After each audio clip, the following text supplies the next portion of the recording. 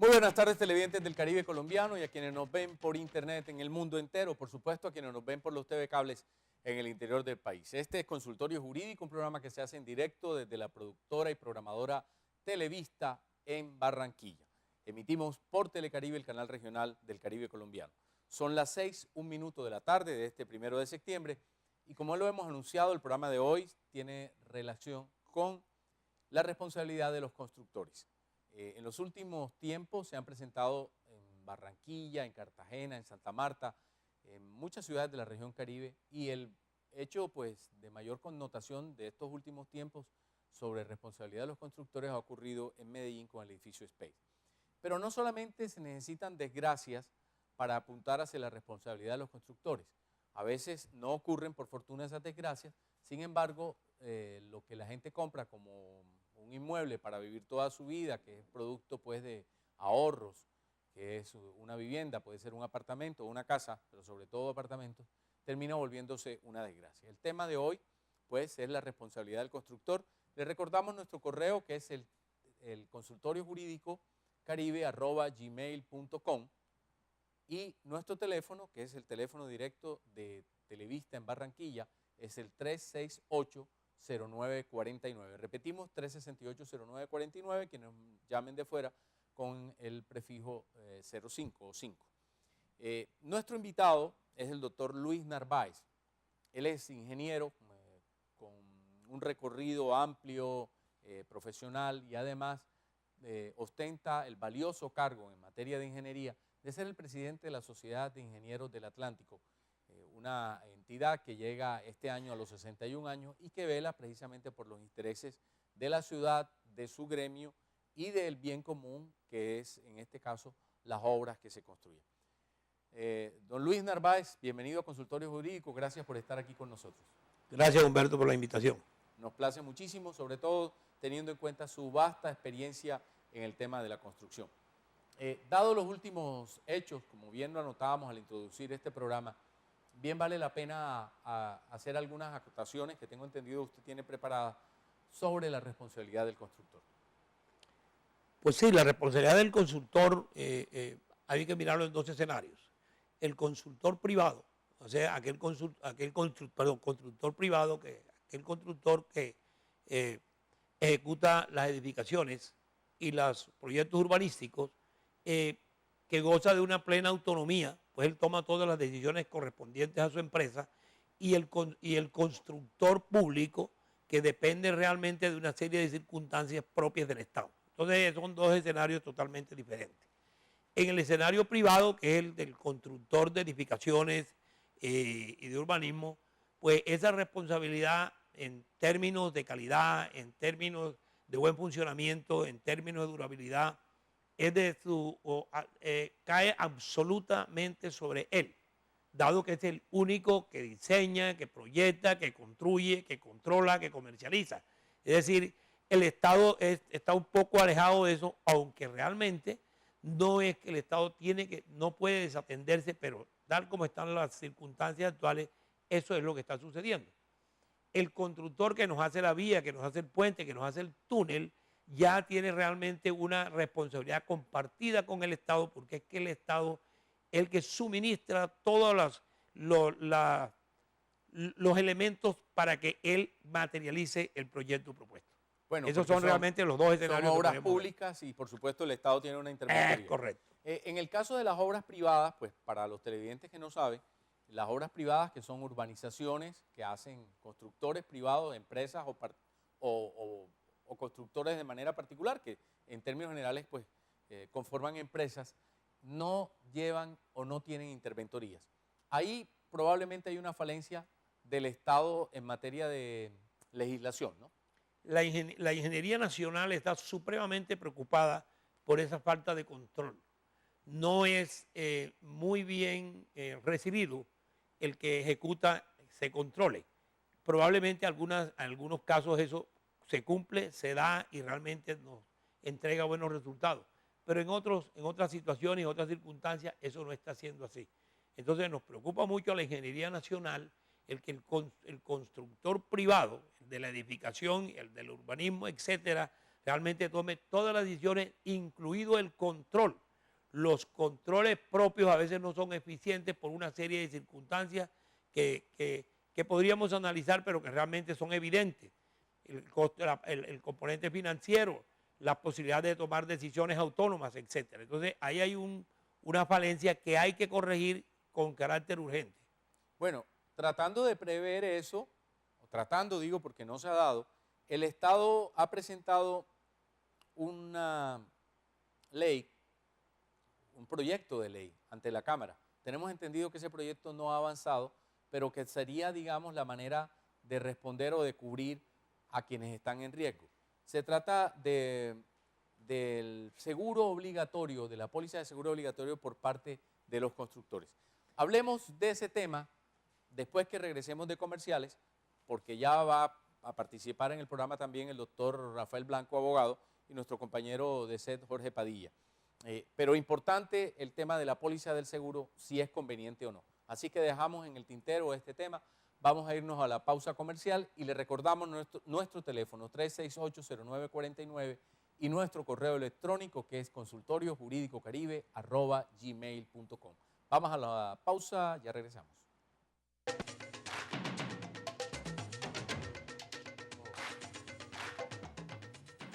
Muy bien, regresamos a Consultorio Jurídico. Recuerden que este programa se hace como una consejería legal o técnica. En este caso el de hoy es legal y técnica desde el punto de vista de la ingeniería y desde el punto de vista jurídico sobre la responsabilidad de los constructores. Jorge, muy buenas tardes. Buenas tardes a ti, Humberto, y a todos nuestros televidentes. Hoy, como todos los lunes, estamos en su consultorio jurídico. Tenemos a un invitado, abogado, especialista en Derecho Administrativo y Tributario, el doctor Rafael Blanco de Moya, a quien le damos las buenas noches. Gracias por la invitación. Bueno, gracias por estar aquí con nosotros. Tenemos bastante tiempo en este momento para poder hacer las consultas legales del caso. Habíamos dejado una pregunta en el tintero relacionada con un proyecto de ley que tenemos entendido no pasó, pero que tenía la pretensión de respaldar a quienes sufrieran daños por las construcciones, por los riesgos de las construcciones. Y el doctor Narváez, Luis Narváez, ingeniero de amplia trayectoria, como ya lo hemos anunciado, nos iba a explicar los beneficios o los pros y los contras de este proyecto de ley que tenemos entendido se estancó. Sí, por fortuna no prosperó el proyecto, porque a juicio de la Ingeniería Nacional, pues lo discutimos realmente en el escenario nacional, no nos garantizaba lo que queremos que se garantice. ¿Qué es lo que queremos que se garantice en un proyecto de edificación? Es la calidad, la estabilidad. Lo demás puede darse, pero lo primordial es que el proyecto tenga un control externo que garantice que lo que se define en los estudios, en los diseños, se le dé fiel cumplimiento. Eso no era precisamente lo que estaba incluido en el proyecto de ley, pues realmente se refería a unas garantías. Y diciéndolo pues de manera muy sencilla, nosotros pensamos que primero hay que garantizar que no va a haber el daño y después que se garantice el efecto del daño. Entonces, que no haya el daño quiere decir un seguimiento de ingeniería y de arquitectura muy fiel a lo que se ha diseñado y a lo que se ha proyectado. Muy bien, un tema más preventivo es a lo que ustedes le apuntan. Una acción preventiva, sí señor. Muy bien, doctor Blanco, nos consultan un televidente y nos señala que compró un apartamento hace aproximadamente 9 meses. El apartamento presenta algunas disfunciones en el tema del desagüe y el constructor no le quiere dar garantías. Este televidente, ¿a quién puede reclamar? ¿Cómo hace? ¿Qué vías, qué procedimiento tiene para hacer este tipo de reclamaciones? Bueno, son varias las maneras como la persona propietaria de ese inmueble puede hacer efectivas las garantías.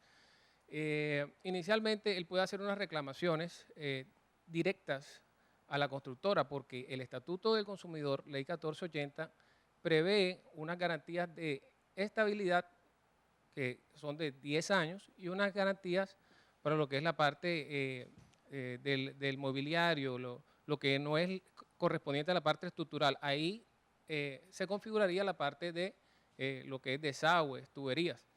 Esta garantía tiene 1 año y frente al interrogante pues queda cobijada esa garantía para efecto de que prospere su reclamación.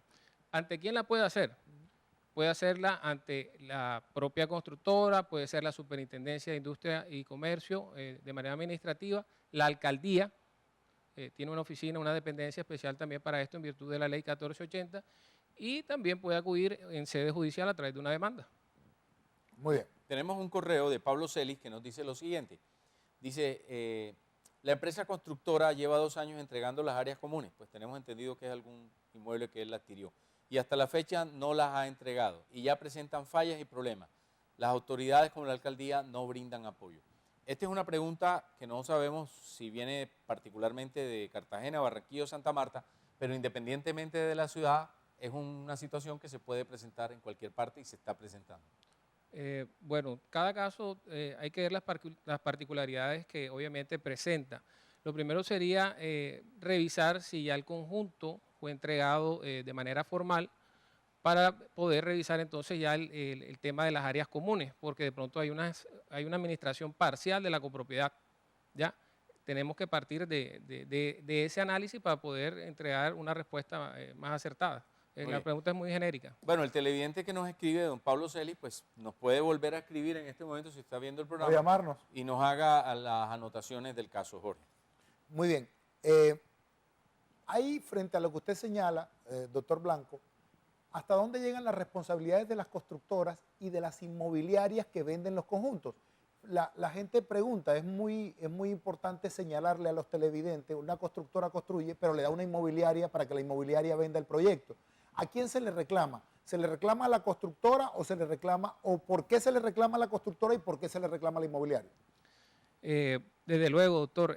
Actualmente en el país la dinámica de la construcción implica diversos personajes que intervienen antes y durante de la edificación y la ejecución del proyecto. Tenemos propietarios, tenemos interventores, tenemos constructores, tenemos fiducias con las cuales se financian estos proyectos. Entonces, hay que ver cada caso en particular cómo se va tramitando.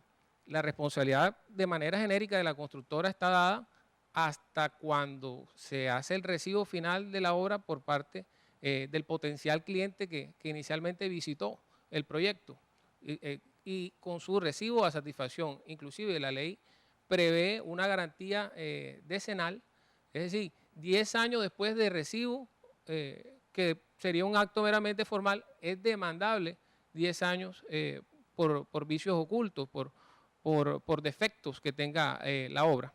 Muy bien, en el caso práctico, desde el punto de vista de los ingenieros, ¿cómo plantean esa circunstancia o esta situación los ingenieros? Aunque es un tema legal, en lo práctico, ¿un constructor qué hace? Bueno, el constructor lo primero que tiene que hacer dentro de una buena disciplina es responderle a su cliente. Y eso, pues lógicamente, juega con su buen nombre y con su prestigio. Pues, las empresas constructoras, de hecho, eso es un plus que les corresponde en cada negociación. Entonces, como principio ético, como principio del buen profesional, debe responder en forma inmediata y dejar una plena satisfacción en su cliente. Así es, esa es una respuesta muy comercial, pero es real, ¿no? Sí. Tiene que ver con el prestigio y cómo manejan ese tema, que no todos los manejan con el mismo talante, sin duda. Sí. Tenemos una pregunta, hay una televidente. ¿Una llamada? Sí, tenemos la llamada, Carlos. Bueno, la señora no quiere pasar al aire pero ya nos transmitieron por el interno en qué consiste la pregunta. Jorge, doctor Narváez y doctor Blanco. La pregunta es que la señora vive arrendada, el apartamento o el bien, el inmueble donde vive es de un abogado. Ella tiene problemas comunes y corrientes, sobre todo por esta época de invierno en la costa Caribe que viene tan feroz después de ese verano. Algunos techos no están en las mejores condiciones y tiene cantidad de goteras. Le hizo el reclamo al propietario, ella insiste en que él es abogado y que bajo ese argumento él tiene el siguiente planteamiento, que los daños deben ser costeados por ambas partes. ¿Es así? Bueno, deberíamos remitirnos inicialmente a lo pactado en el contrato de arrendamiento y eso sin haber verificado que exista un intermediario como lo puede hacer una agencia de arriendo. O en el caso de un edificio de propiedad horizontal donde la administración tiene también, o el edificio tiene un reglamento. También habría que verificar las condiciones del reglamento de copropiedad, pero la generalidad es que el inquilino no puede hacer modificaciones al inmueble que está arrendado, sino siempre con la autorización y visto bueno del propietario. Pero daños de este tipo normalmente los arregla el propietario. No, las reparaciones locativas son por cuenta de quien lo habita.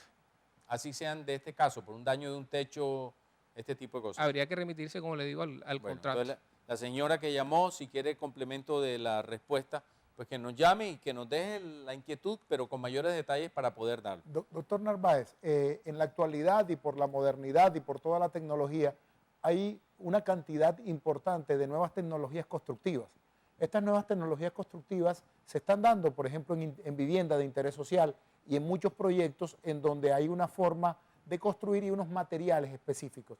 En Colombia, para poder desarrollar constructivamente con materiales distintos al cemento y a la mampostería que regularmente se ha construido, ahí están trayendo de China containers con una cantidad de materiales. ¿Qué requerimientos y qué debe verificar un comprador para entender que la forma constructiva está avalada por las normas de nuestro país? Bueno, sí, lo primero es mirar el protocolo de ese producto. El protocolo, pues sencillamente es un conjunto de información que nos permiten saber términos de calidad, resultados y control en la fabricación. Es lo primero que habría que hacer. Luego ver si esos nuevos materiales y esas nuevas tecnologías realmente concatenan con lo nuestro, con nuestras normas, que no son solamente las nuestras, sino normas americanas. Nosotros tenemos nuestras normas de construcción, pero generalmente las hemos desarrollado partiendo de normas americanas y normas europeas. Ese conjunto de elementos, que es un conjunto de elementos muy sustancial, ¿verdad?, tiene que realmente, ese nuevo producto, esa nueva tecnología tiene que encajar de una manera satisfactoria para efecto de poder garantizar la calidad y la estabilidad y todo cuanto toca con un proyecto de vivienda, un proyecto de edificación o un proyecto de ingeniería en general. Muy bien.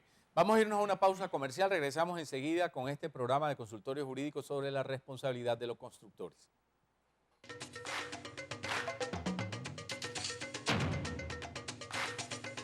Regresamos a consultorio jurídico. Son las 6:23 minutos de la tarde de este 1 de septiembre. Y tenemos más inquietudes y más preguntas. Jorge, ¿usted tiene preguntas de los televidentes? Sí, ahí nos pregunta un televidente que no quiere señalar su nombre por el tema de Campo Alegre, doctor Narváez.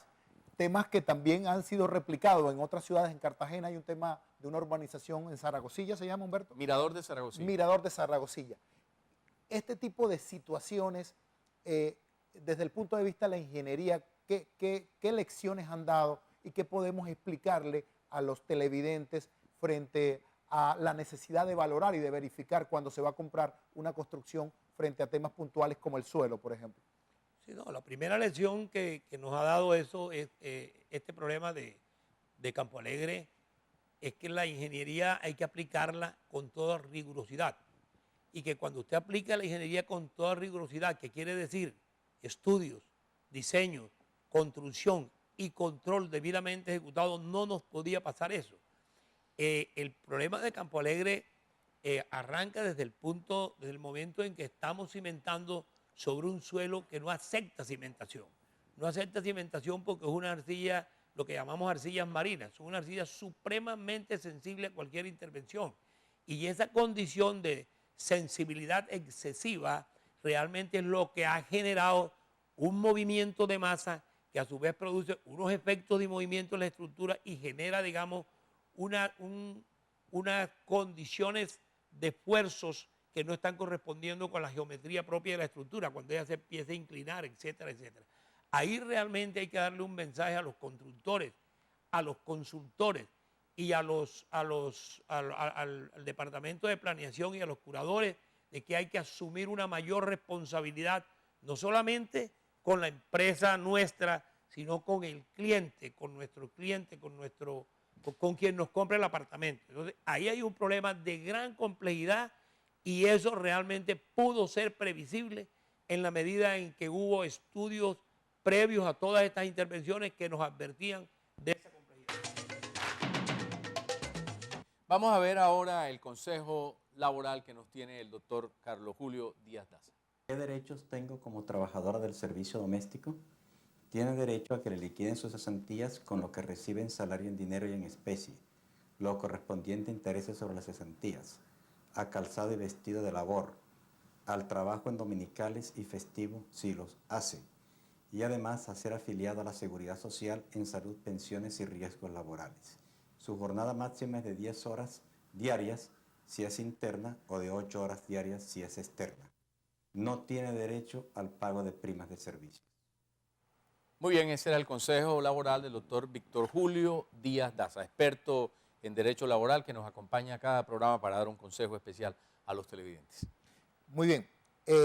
Doctor Blanco, frente a la capacidad que tiene la Superintendencia de Industria y Comercio para resolver favorablemente o atender en derecho las reclamaciones que hacen los ciudadanos. O sea, los ciudadanos nos preguntan, los televidentes nos preguntan, ¿qué tan fiable es ese trámite administrativo y qué resultados pudieran obtener? O sea, ¿cuáles son las decisiones que la superintendencia o la alcaldía de cada municipio pudiera tener frente al constructor para constreñirlo a que dé las garantías que corresponden? Bueno, indudablemente es una herramienta novedosa y que se puede contemplar antes de irse a una instancia judicial para efecto de solicitar el cumplimiento de las diferentes garantías legales y suplementarias que tiene pues la persona propietaria, nuevo propietario, que se le presentan esos inconvenientes. Ahora bien, el trámite de ese proceso, un proceso que indudablemente tiene una mayor celeridad frente a un proceso jurídico, un proceso que tiene un trámite que se asimila a un proceso verbal y que pues está brindando unos buenos resultados actualmente. Muy bien, muchas gracias. Muchas gracias, el doctor Blanco, doctor Narváez, gracias por estar con nosotros. Desafortunadamente se nos acabó el tiempo. Los invitamos a ustedes, televidentes del consultorio jurídico, al programa del lunes próximo, 8 de septiembre, y es un tema además muy interesante que está en este momento en boga y que repercute mucho sobre la sociedad. Muy bien, nos vemos entonces próximo lunes 6 en punto de la tarde. Pero anunciémosle el tema a la gente. El tema es sobre las parejas homosexuales y los derechos de las parejas homosexuales dentro del ámbito del sistema normativo colombiano, que tiene unas aristas supremamente interesantes, y vamos a tener dos invitados. Para la adopción. Sí, para la adopción de hijos de algunas de esas parejas. A ustedes muchísimas gracias por estar con nosotros. Gracias, Humberto, gracias. Muy bien, nos vemos entonces el lunes 8 de septiembre con este tema tan interesante.